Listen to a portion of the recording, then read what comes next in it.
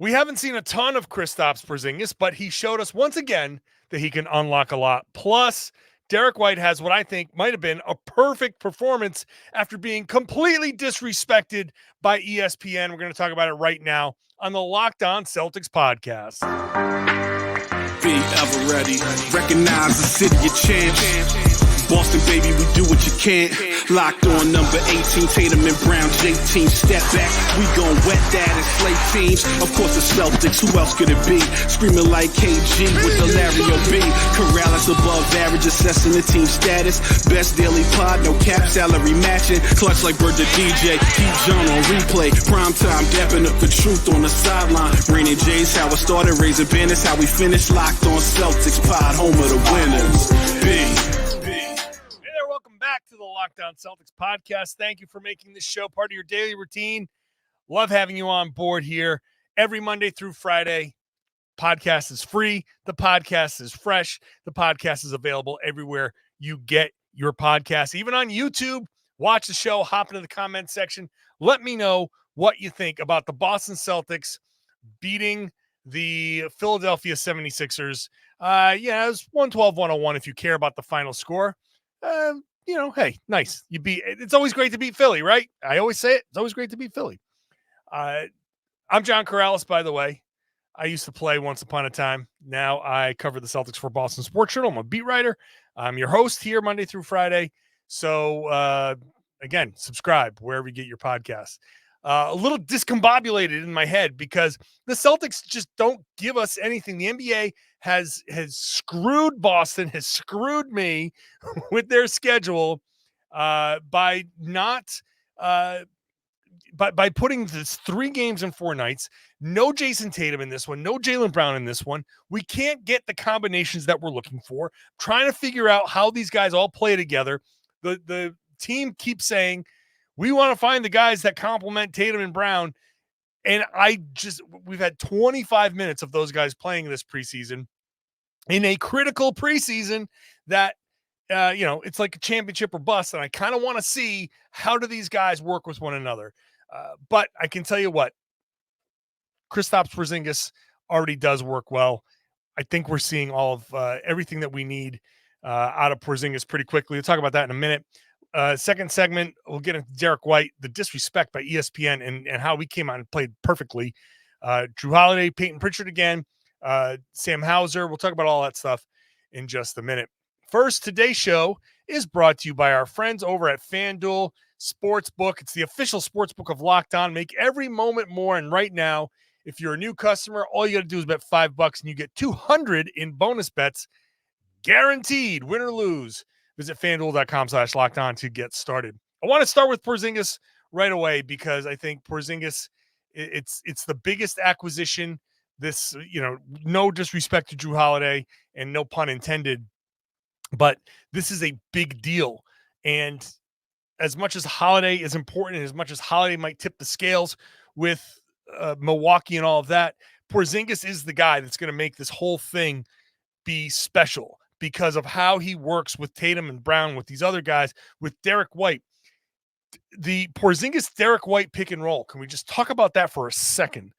We've seen a couple of instances in each of these games. In this one against Philly, in transition, it ended up being a foul. Porzingis got free throws. But in the first game, we saw that pick and roll with Derrick White.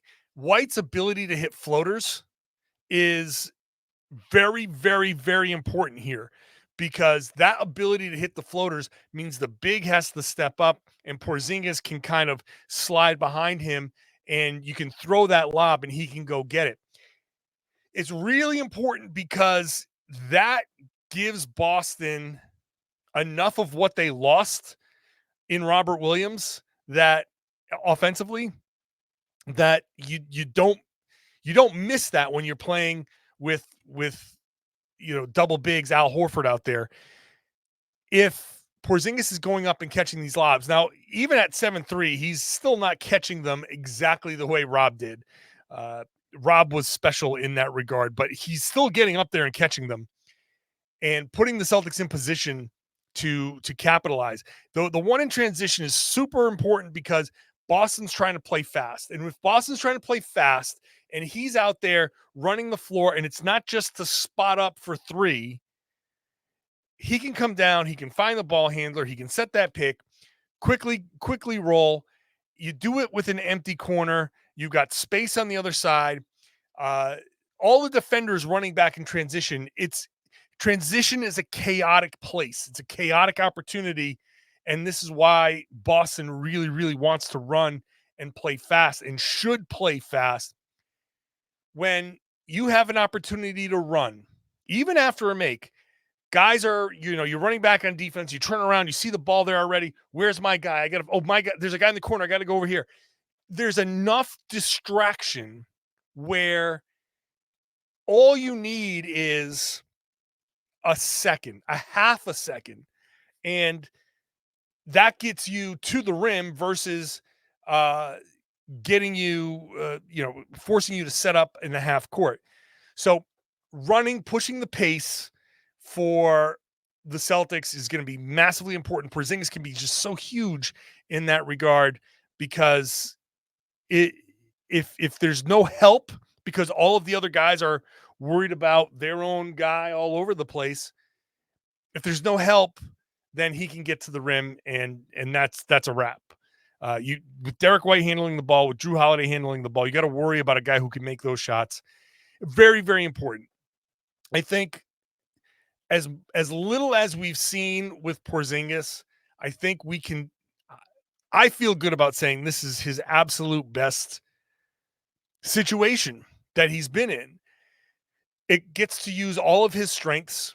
We've seen him shoot. He hit a 28-footer at the end of the first quarter in this one. That is massively important as well, because if he is spacing the floor out to 28 feet, and you got to worry about that. Now, remember, Brad Stevens talked about this when they first got Porzingis.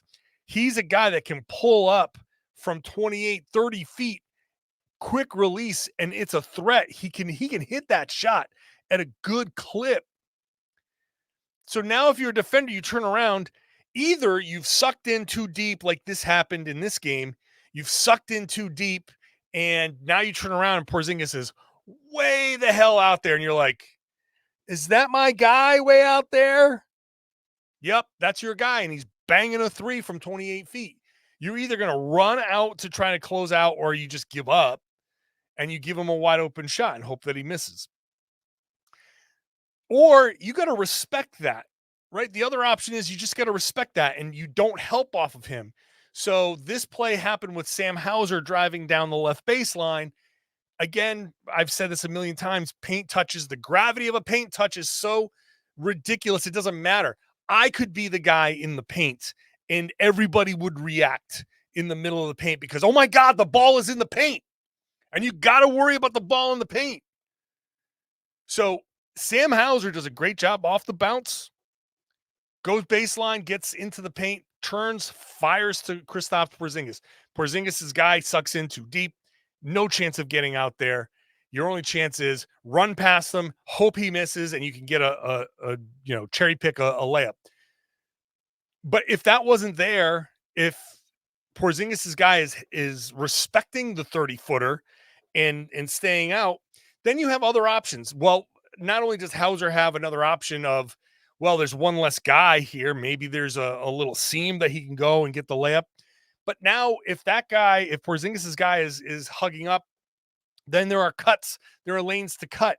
And now pretend that Jayson Tatum and Jaylen Brown are on the floor. I'd love to see them actually on the floor, but they're just not playing in this preseason because of the damn schedule.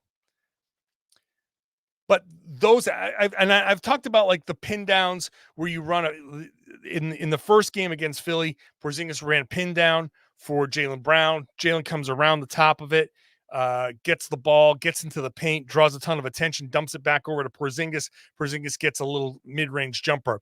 You can run that. You can run double pin downs with Horford and Tatum on one side and Porzingis and Jaylen on the other, and pick a side for one of these things. You have plenty of passing options. The bottom line here is in this game, once again, we saw Porzingis unlocking the Celtics offense. This Celtics offense can be special. It can be incredible. This Celtics offense could be the best offense in the league. So that's the Porzingis thing. I feel like Porzingis unlocks that much in the Celtics offense. All right, Derrick White. Disrespected by ESPN. Horribly, egregiously. And then he comes into Philly preseason. Yeah, but man, that was a perfect game from Derrick White. We're going to talk about that next. First, today's show is brought to you by our good friends over at FanDuel, who are giving you an opportunity to get $200 in bonus bets. How do you get $200 in bonus bets, you ask? Well, if you're a new customer at FanDuel, you just got to place a $5 bet on anything. Bet on, you can bet on I'm looking at WNBA highlights. The Las Vegas Aces are on their way to another championship. They're dominant. Bet on that. Bet on, over under, Celtics over under wins, spreads, player props, all of it. It's all there. Go to FanDuel.com/lockedon. Place your $5 bet. You want to bet on football? You want to bet on basketball? You want to bet on baseball? You want to bet on just about anything that you can find? It's over there. It's there. You'll find it at FanDuel.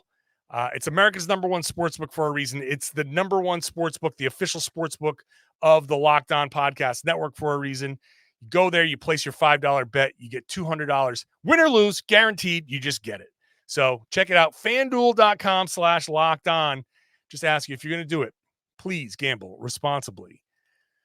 Thank you for making Locked On Celtics your first listen every day. Go check out the Locked On NBA podcast. I host on Wednesdays with Jake Madison of the Locked On Pelicans. We got rotating hosts all week long, covering the league in depth, in detail, every storyline, all the cool ones, all the big ones. It's there on the Locked On NBA podcast.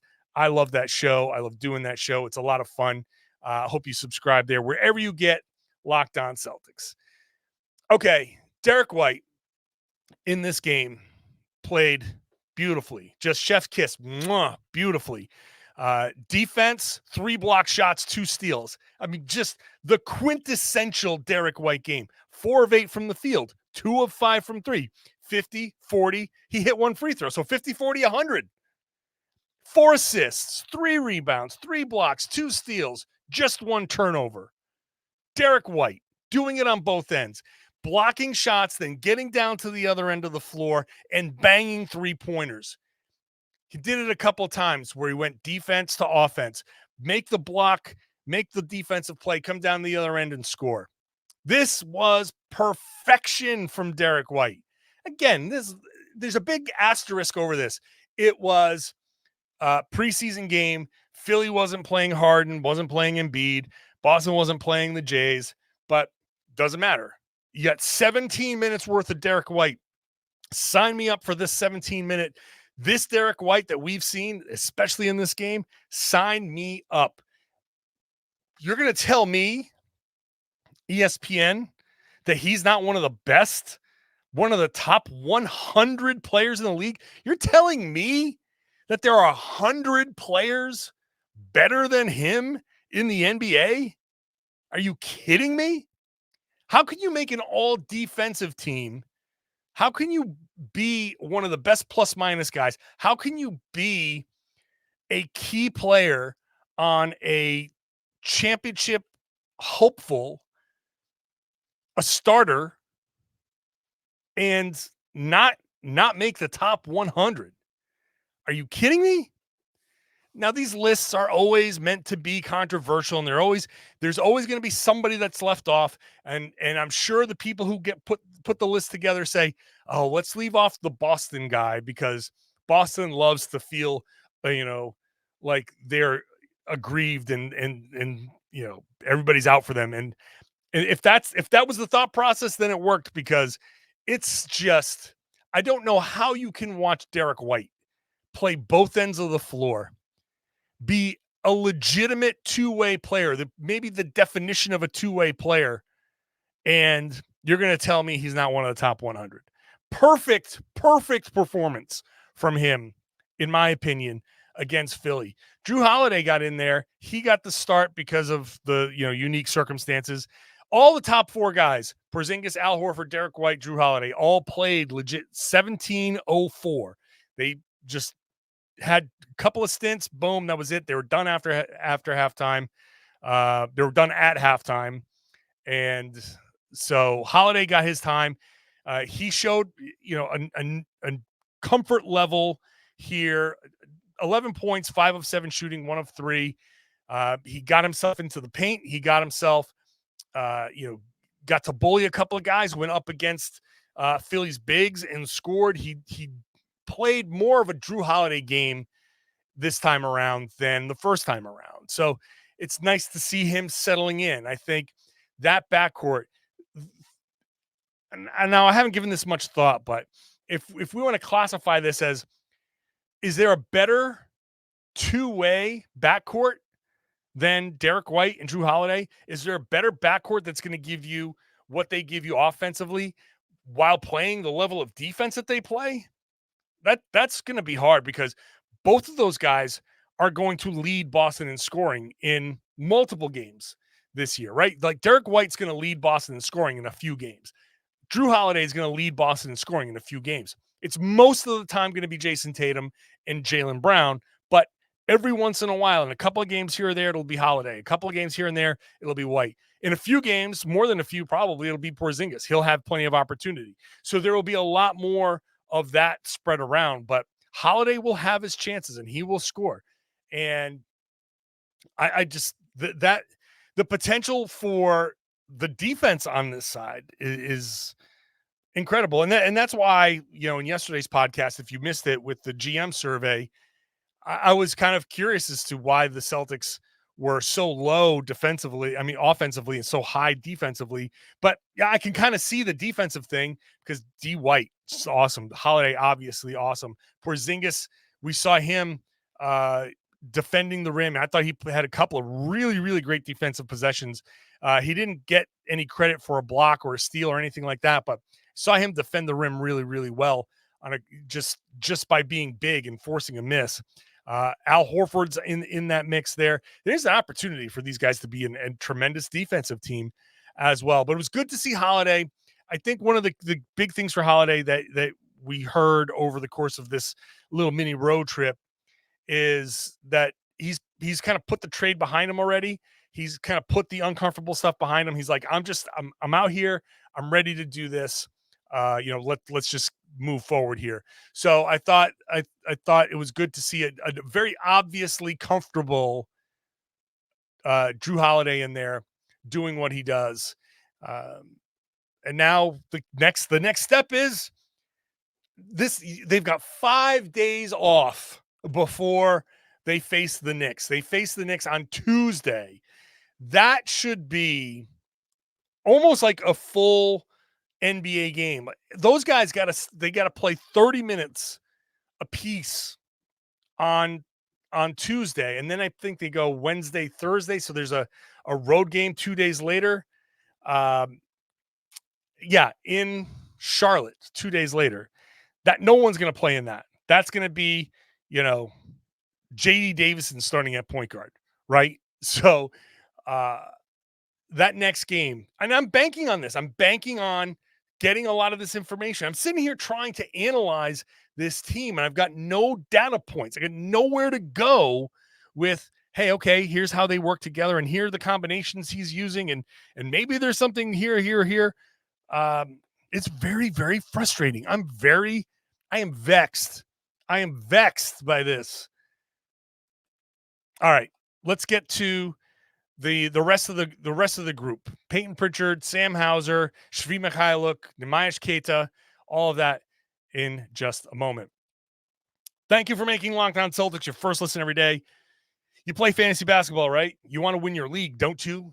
Especially if you've put some money down. You got money on your league? Well, I'm going to give you the secret sauce. Josh Lloyd in the Locked On Fantasy Basketball Podcast.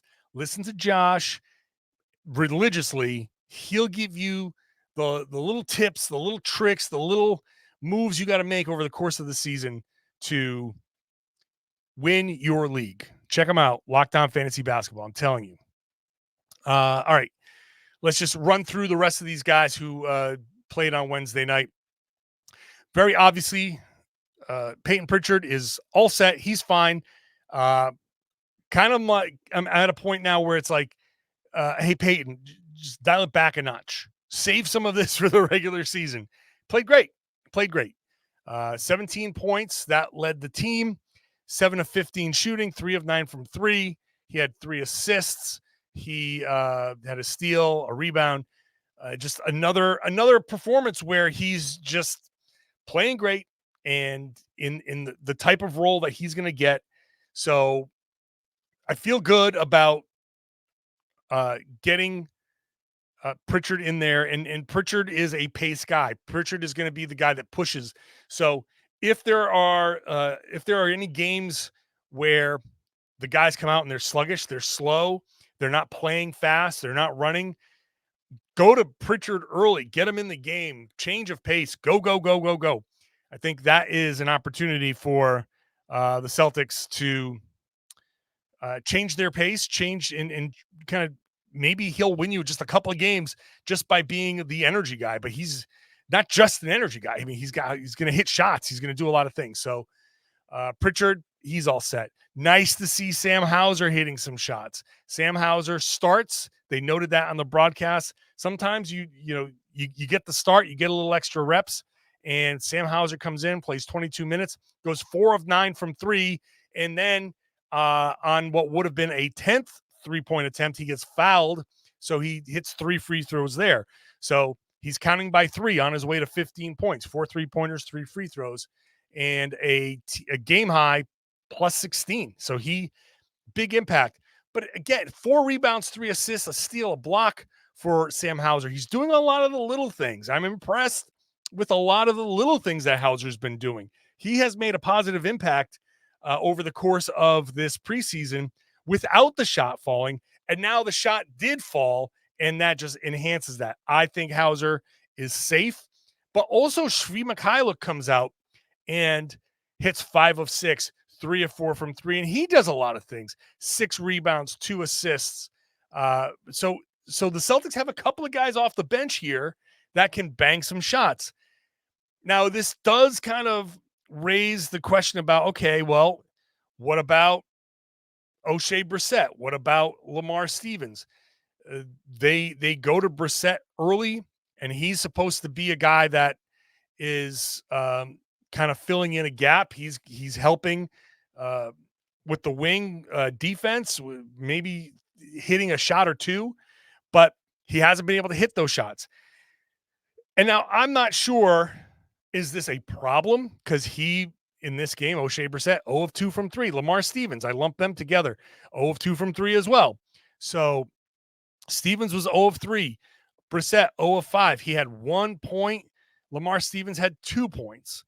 That's not going to cut it from these guys. But just because they're in this spot, they're playing. These guys, their job is to play off of Jaylen or Jayson while the other one sits.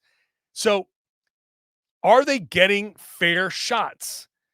Considering the schedule, the 3 games in 4 nights, and this is why I kind of hate the schedule. Yeah, I hate it for me because I'm not getting to analyze as much as I want to analyze.